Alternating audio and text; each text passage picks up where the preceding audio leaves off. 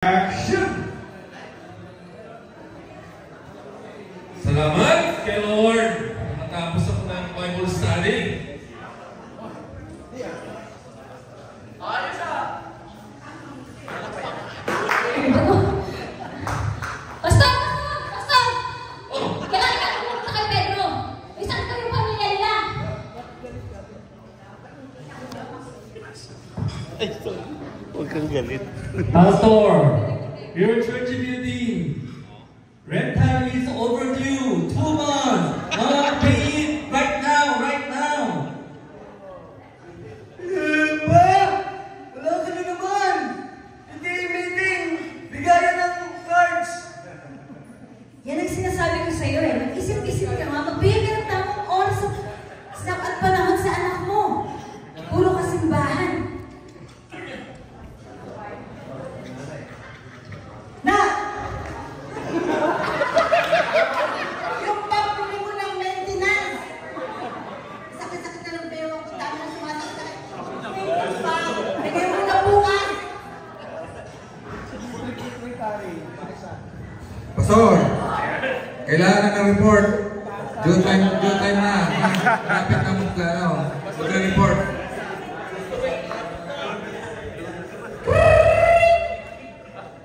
Pastor, this is your doctor. Nakita ko sa iyong examination, mataas ang blood pressure mo. Marami ka ng cholesterol. May uric acid ka pa, diabetic.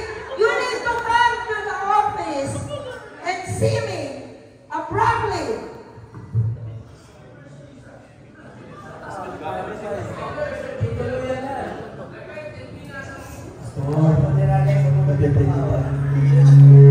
Manalig ka lang sa Diyos. Lahat ng bagay ay wala imposible sa Kanya. Lahat ay posible. Tiwala lang tayo sa Kanya. Natin tiwala lang. Lahat ay mababago ang buhay mo.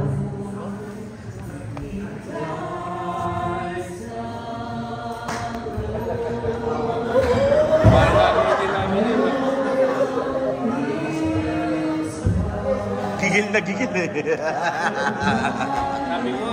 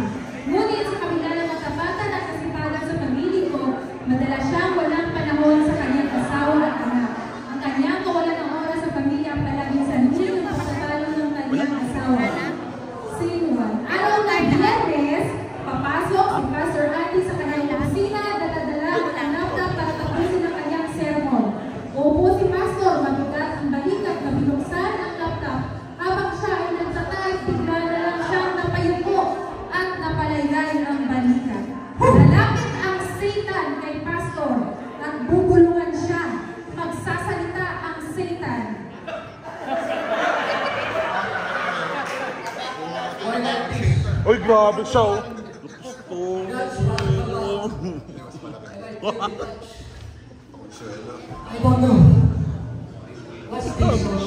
Magsasalita ang Satan.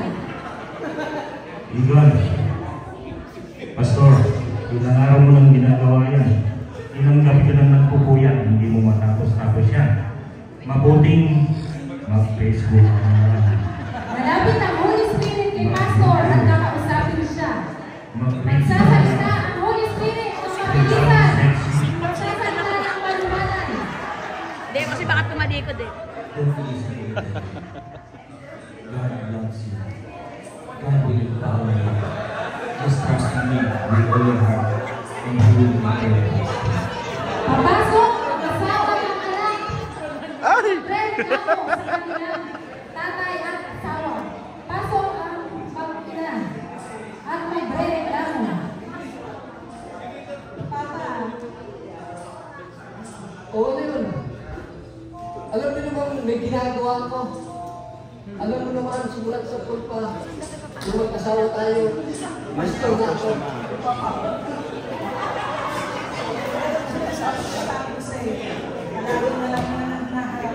Basta tayo. Nakatago. Nag-walk out ang misis at malungkot at nag-away silang dalawa.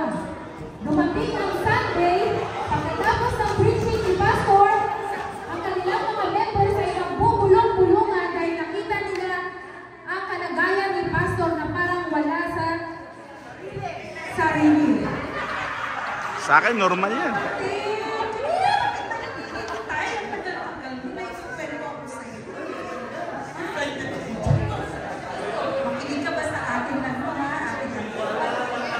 At lumapit ang isang mabait na member at pinaalalahanan sila. Kunin ang mic at magsasalita at pinalangin ang kanyang kapwa member.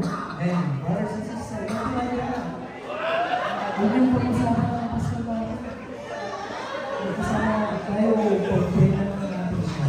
At pumasok naman ang kanyang mga kaibigang mga pastor at inaya siya sa isang revival service.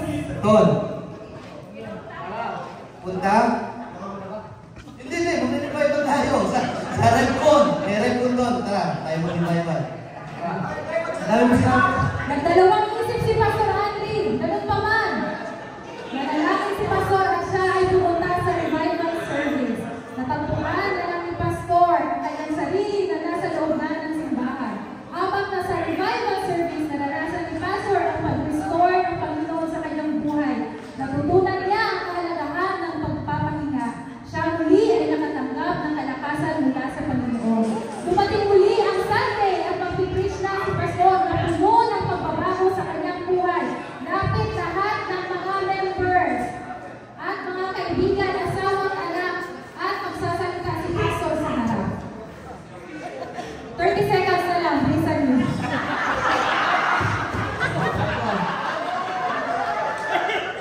Tapos yung nakarapanaw, naglulumo ako. Sabay, mabuti ang Diyos. Mabuti ang Diyos! Ano lang ako nagkakaroon sa puso dito? It's the measure, it's not the measure of our devotion to God by our devotion At to life. maraming salamat po. Dito po,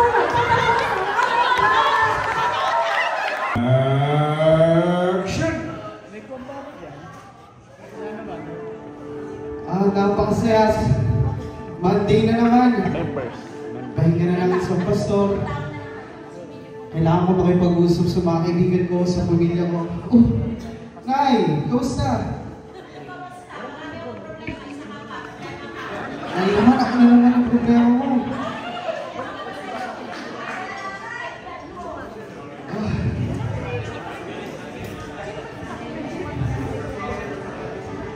Babe, alam mo, may problema ako sa nanay ko. Kausapin mo naman ako. Ano ka ba, Raymond? Ano? Nalito ka na naman. Ministry ka sa ministry. Ang pasensya ka na.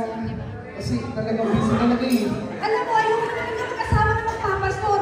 Ano ka ba? Bakit? Ano ba nasabi sa'yo? Ano yun? Paano tumagal to? Ha? Ang kababata ako, 25 years old. Hindi ko kaya panaguntan yan. So, anong plano natin? Anong plano mo?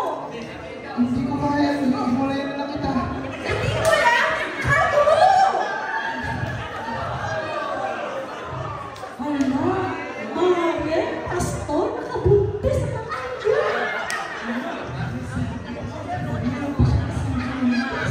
Please po, huwag mo nga ikukwento sa iba yan kasi masisira ako sa church.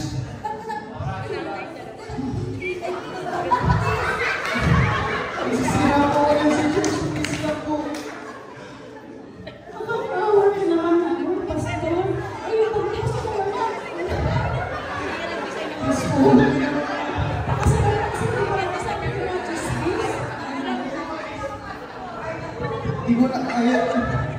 Napagalit yung nangyari sa buhay ko. Boss, kailangan natin ng trabaho.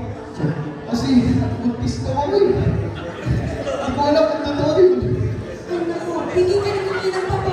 Pero wala nga, hindi ka nagpe-perform sa trabaho. You're fired.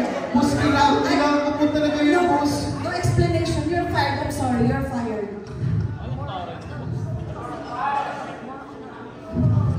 Mga tol, ang bigat ko nang nararamdaman kung pwede ba niyo ba ang tulungan? Ano ba? Kahit anong gawin mo, hindi ka nakakapasok sa grupo na. Exclusive to all. Kahit hindi nyo na ako, magaling ako kumanta. Kahit magaling ka pa kumanta, wala kang boses actually.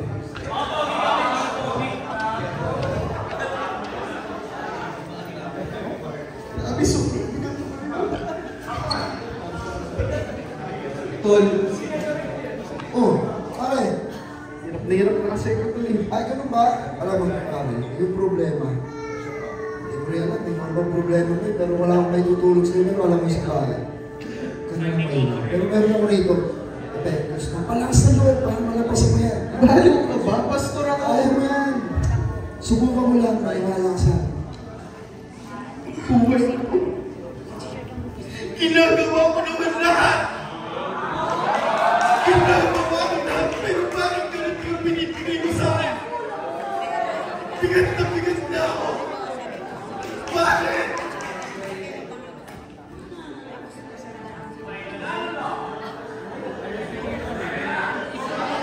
Bad influence.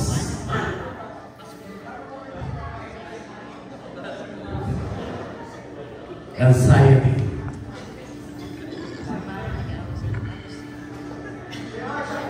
Depression.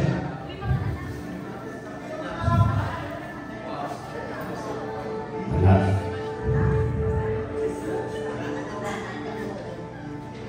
Hindi ka kayang ligtas ng mundo ito. Kung gusto mo ang tunay na kapayapaan, nandito ako, kahit anong mangyari, hindi kita iiwan. Sinabi ng Panginoon, kung inisiyon ang Panginoon. Upo ka at magpahinga ka sa aking piling. Action! Si Pastor Bongbong ay all-in pastor. Masipag na pastor, may Bible study, prayer meeting, visitation, at magaling mag-preach. Minsan, si Pastor Bongbong din ang worship leader. Kadalasan, siya din ay gitarista, drummer, janitor, driver ng church. Mahal na member si Pastor at never nagalit. Meron siyang pangalan na ang asawa ay si Dismaya. Dismaya. Isang umaga, gumising si Pastor Bongbong, subalit mukhang zombie dahil sa kanyang pagod. May hawak na sermon notes, nagkakape habang nakatulala. Inabot ni Aling Dismaya ang kape ni Pastor Bongbong. Honey, kape mo, pang-pitong klase mo na yan. Ay, oo nga, kailangan ko ng kape para magising, pero kahit anong kape, parang hindi na effective. Malungkot na malungkot si Pastor Bongbong at ang kanyang asawa ni si Aling Maya ay sinabi, buong linggo ka ng puro gawa. Sunday service, prayer meeting, visitation, Bible study. Baka kahit si Lord siguro sinasabi, Bongbong, magpahinga ka naman. Sabi naman ni Pastor Bongbong, Maya, pagod, napagod, napagod, napagod, napagod, napagod, napagod, napagod, napagod, napagod na ako. Wala na akong gano'n mag-sermon. Parang lahat ng mensahe ko, copy-paste na lang simula pa last year. Naku, pati email ng member, baka recycle na rin. Sabi ni Aling Maya. Lumipas ang ilang araw, matapos ang linggong ito, si Pastor Bongbong ay naglalakad patungo ng district office para mag-renew ng kanyang lisensya. At habang siya ay naglalakad, nakita niya ang pinakakatakot-takot. Pero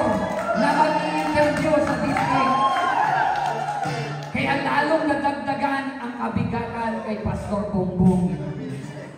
Matapos nito, si Pastor Bongbong ay hindi na na-interview dahil ayaw niya na. Kasi 2 minutes na lang. Si Pastor Bongbong, dahil sa kanyang bigat, siya ay nakapag-decide na bitawan na lang ang pagpapastor. Ayaw niya na magpastor at gusto niya nang tapusin ang kanyang buhay. Kumuha siya ng tali. Sinubukan niyang ibigti ang kanyang sarili. Ngunit tinanggal niya dahil hindi daw siya makahinga. Kumuha siya ng gunting. Sasaksakin ang kanyang sarili. Subalit makita niya matulis pala. Natakot si Pastor Bongbong. Ang isang araw, tinawagan siya para umattend ng pastor's camp. Pastor, sumama ka sa pastor's camp? At si Pastor Bongbong tuwang-tuwa, sumama sa pastor's camp. Pagdating ng pastor's camp, narito ang mga pastor na katropa ni Pastor Bongbong. At niyaya siya mag-basketball. Pastor Bongbong, basketball tayo, huwag puro sermon, mag-basketball ka rin. Pagkatapos nito, dumating ang worship night at ang sabi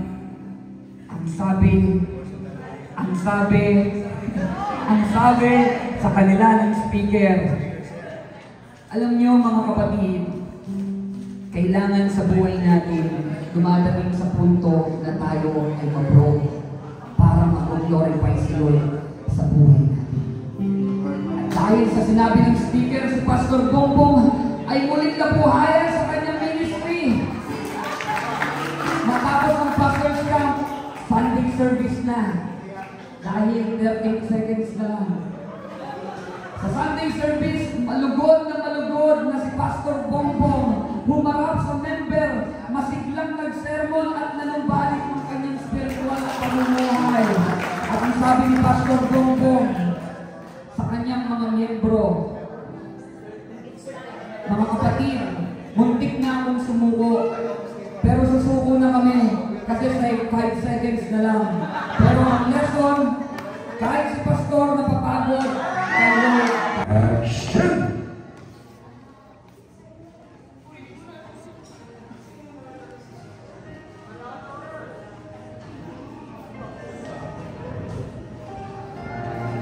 Team Views representing full. Isang umaga, nakaupo si Pastor at umiinom ng tubig. At bigla siyang napaisip. Isip. At naisip niya ang kanyang Pa, bayaran na daw ng aming project bukas. Das na daw yun.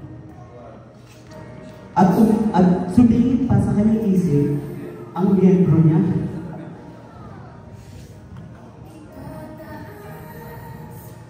Pastor, pwede niyo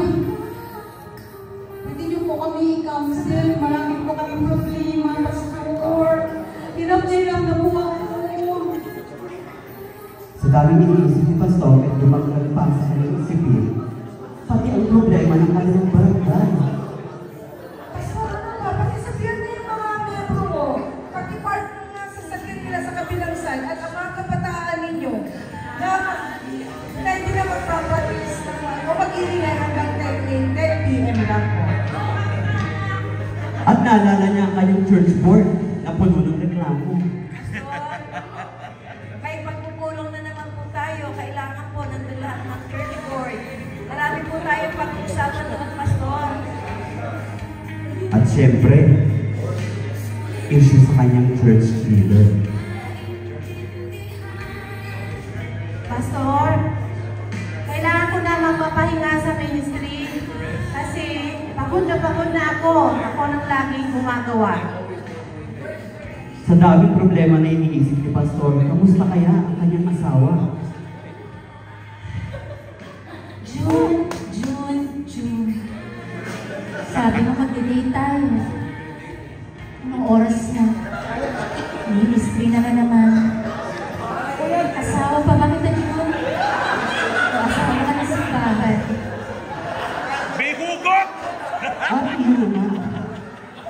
na ang iniinom ni Pastor. At empty na rin ang kanyang pakiramdam. Busig na si Pastor. At may natanggap siyang text. Pas, pumunta kami sa camp. Hindi. Baka hindi. Wala akong pera.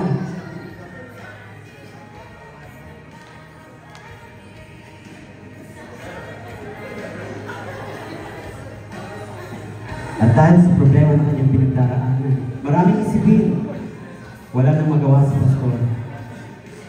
Kundi ibigay ang lahat sa Panginoon.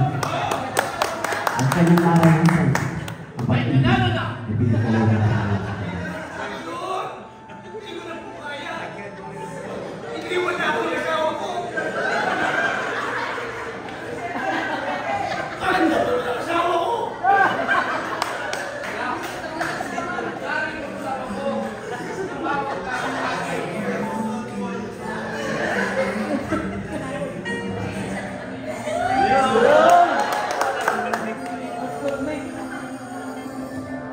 Maraming salamat po.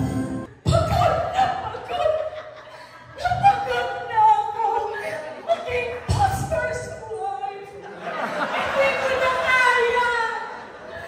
Gusto ko nang umalis. Ayoko na sumama sa asawa ko. Ang hirap. Pagod na.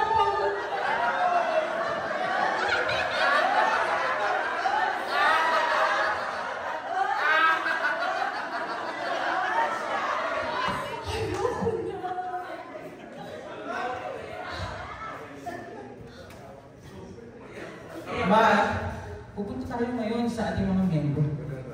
Tayo ay mag-preach sa kanila. Tara.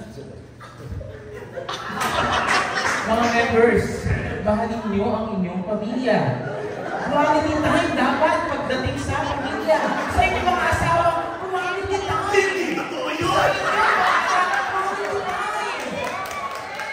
Amen!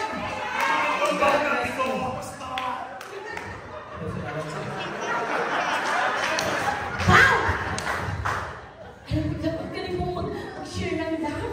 Pero dito sa bahay, wala ka namang time. Akala nila, galing-galing mong pastor. Pagod na ako. Pagod na ako maging asawa. Pagod na ako.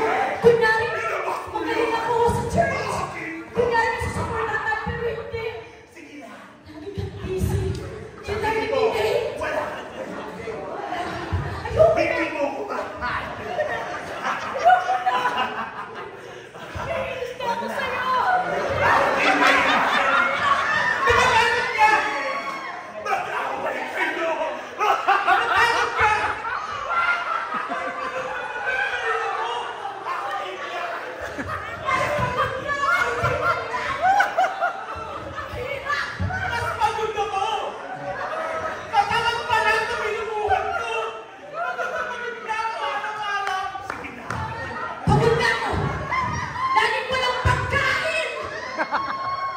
Binibigay ko sa mga membro.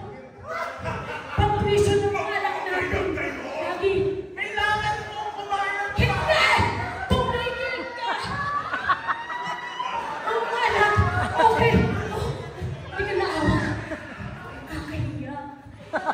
Sabihin mo. Inahuli ka magkatao mo. Sorry mga anak.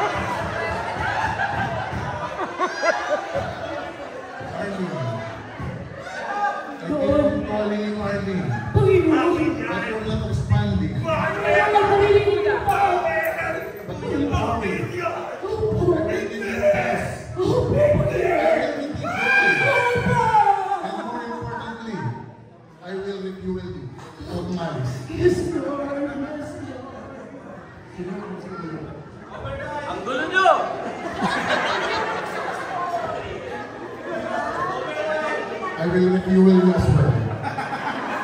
Without malice. Praise the Lord!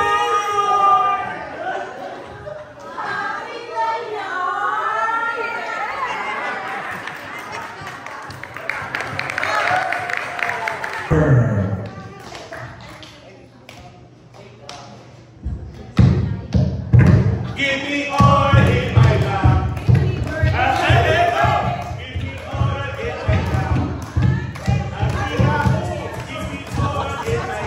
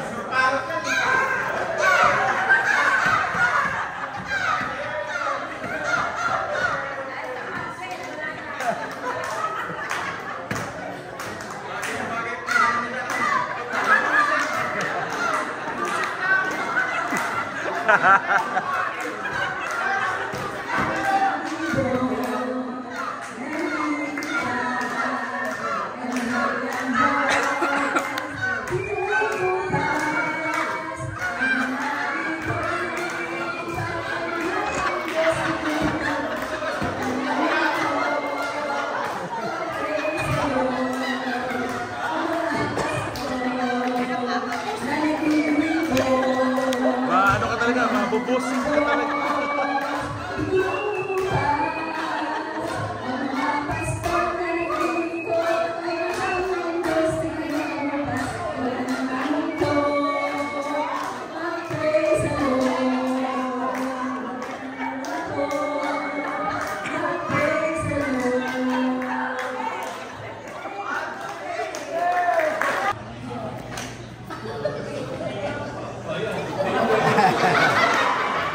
TikTok.